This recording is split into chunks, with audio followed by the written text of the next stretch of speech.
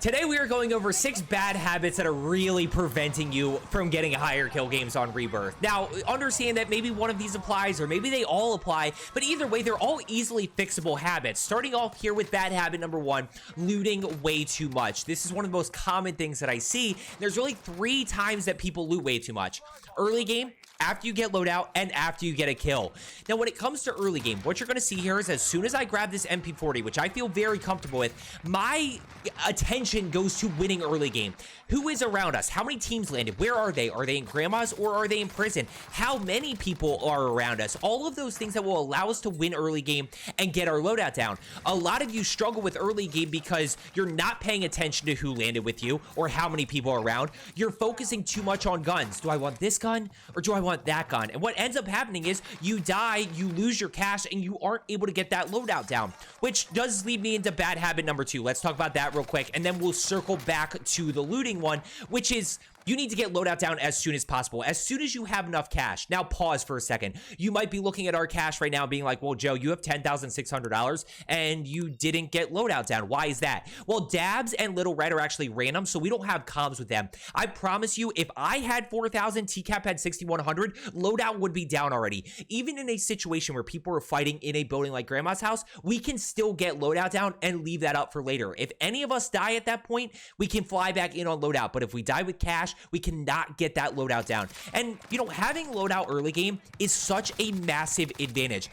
It really gives you the opportunity to third-party teams. You can easily take out people who, you know, maybe fighting with floor loot guns they're not comfortable with. Maybe they're not full plates. Maybe they don't have enough ammo. Whatever the case may be, maybe teams are a little bit further apart since they're looting. You can capitalize on that to get a hot start. Now, once you get loadout, you immediately need to focus on where people are. You know, starting to get your game rolling and pushing teams. Because at the end of the day, right there, you can see my automaton. I've got 210 bullets in reserve. I've got a stim. I've got a throwing knife. My PPSH has 71 bullets in the mag with 111 in reserve. I don't need ammo. I don't need plates. I don't need a gas mask. Like, I'm good to go right here. I don't need to hit every single crate along the way, which is what a lot of you do. Last but not least, looting after a kill. So many of you spend so much time figuring out what somebody else has. Plates, stims, you know, gas masks, whatever it may be. That's why you get third party. That's why the enemies or those teammates roll up on you so quick and stack you, is because you're taking way too long to loot those. Now, I actually want to pull this back here for a second. And before we jump into bad habit number 3, if you are looking to get better Rebirth, just consider subscribing below. I do videos every single day just helping people improve, make less bad habits. You know, my goal is just to help you get better, improve your KD, and drop more 20 kill games. I truly believe that anybody can drop a 20 kill game. Now, bad habit number 3 is going to be no plan. And I specifically want to highlight this little push that I make right here. When you watch this, you're going to be like, Joe, you're just wandering through prison. That's correct. I am. I don't know where anybody is at this moment. I have no minimap pings. I have no audio cues, but I'm wandering with a purpose. I'm wandering with a purpose to see what I can find. I'm listening for footsteps above me. I'm looking for minimap pings anywhere in this like chem bio decon area to see if I can figure out where teams are. So I am wandering with a purpose of trying to push people. Now let's go back to the previous point I made about looting and looting way too much after you get loadout. Understand that all of these are along my path to keep pushing. I didn't even open that crate. I just focused on the $2,500 or whatever that was laying on the ground. And now I'm going to be able to go buy a UAV, at which point I can start to push with a purpose here. I always talk about pushing with a purpose, but at the end of the day, if you don't know where anybody is, you need to wander with the purpose of finding people. Now I have UAV, we can start to push in here. So let's go ahead and play this out, and then we'll go ahead and jump into the next tip right here.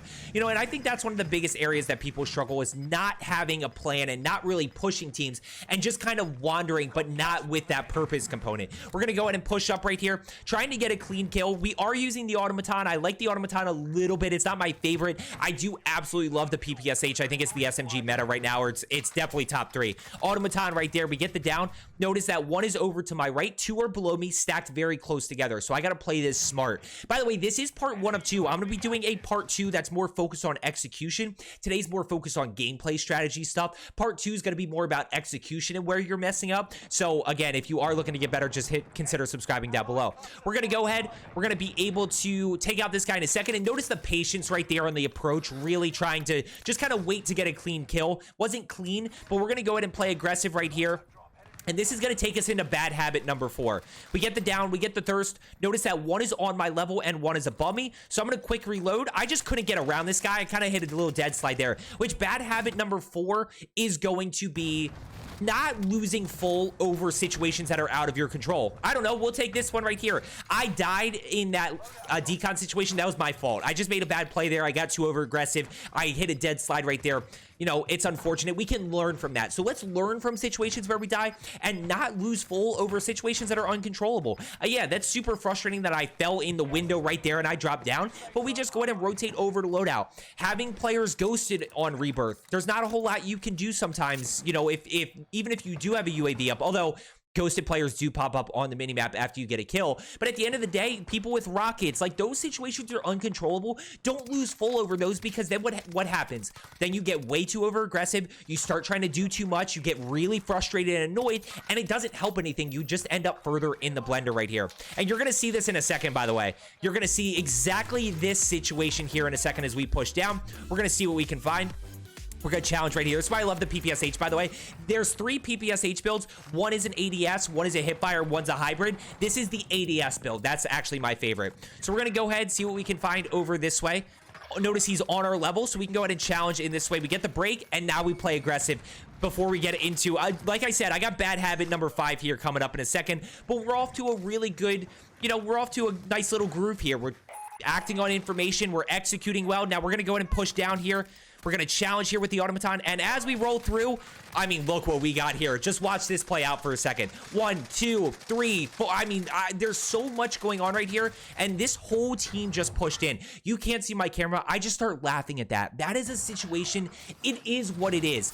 Is it controllable? The only argument you can make for being controllable is if I had more information up about that team actually pushing in, but I didn't. So like, it is what it is. Let's not get frustrated about those. Let's just go grab our loadout again and re-engage, which leads me to, that was bad habit number 4. Bad habit number 5 is full sending loadouts. You gotta stop full sending the loadout, please. And that kind of goes back to the last situation of losing full over situations that are out of our control. So many of you just keep landing on loadout.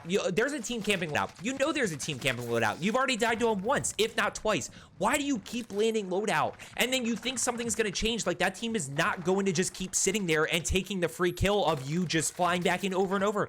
That is such a bad play, and it is such a bad habit. I get your ego. Put your ego aside.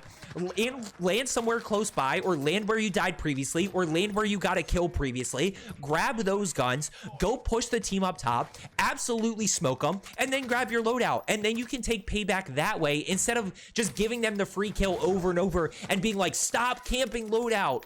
It's not going to change. They're not going to move, I promise you. So stop trying to full send loadout. The last one that I want to talk about here, and this goes, I want to pull this back to pretty early on. Where are we at? Okay, so we're at this moment right here. Notice that we have 15 right here. I promise you this is over a 20 kill win. Bad habit number 6 is giving up on a high kill game. Right here, I almost gave up on this because I have 5 kills.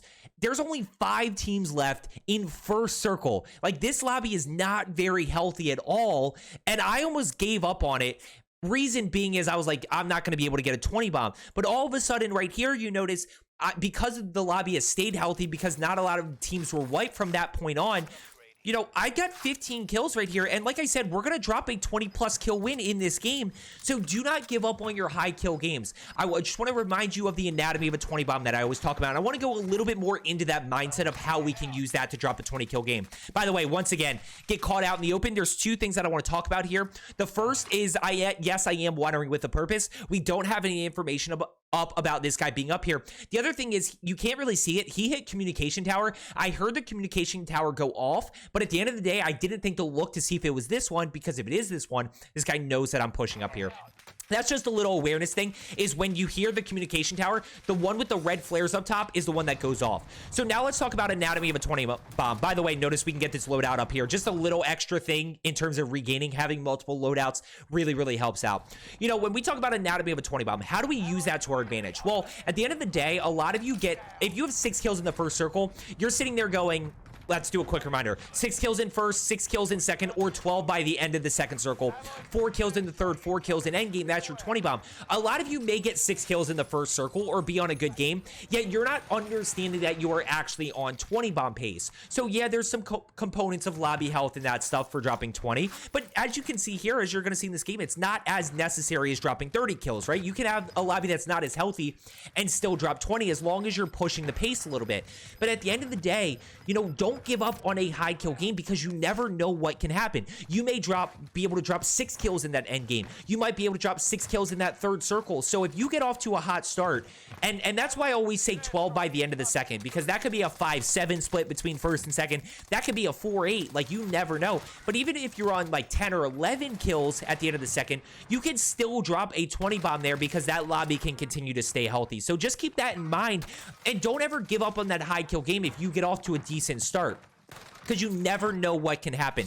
And I'll tell you that much for 6 kills in the first. A lot of you don't even realize that that's 20 bomb pace, but it absolutely is. It 100% is 20 bomb pace if you can drop 6 in that first circle. So let's go ahead and clutch up this game right here. We've got 2 teams, but even right now, there's only 2 teams live. We're in quads, so let's assume each of those is 4 teams. We still have 8 players still live because, if not more, in the sense that respawn is still enabled right here. We still have 14 seconds left to respawn, so that's going to draw this game out a little bit longer, which is going to play to our advantage. So we're going to go ahead and rotate over here. I don't have any plates, so we're going to go ahead and buy plates, take advantage of this basically supply run buy, I guess. We're gonna grab a plate right there, and we should be spending our cash flow for sure. I mean, we've got really good cash flow. We're gonna buy UAV. We're gonna pop UAV. This is where I do tend to play a little bit too quick, especially sometimes when it does come to looting, so you want to at least still be a little bit smart, because I should have bought plates there.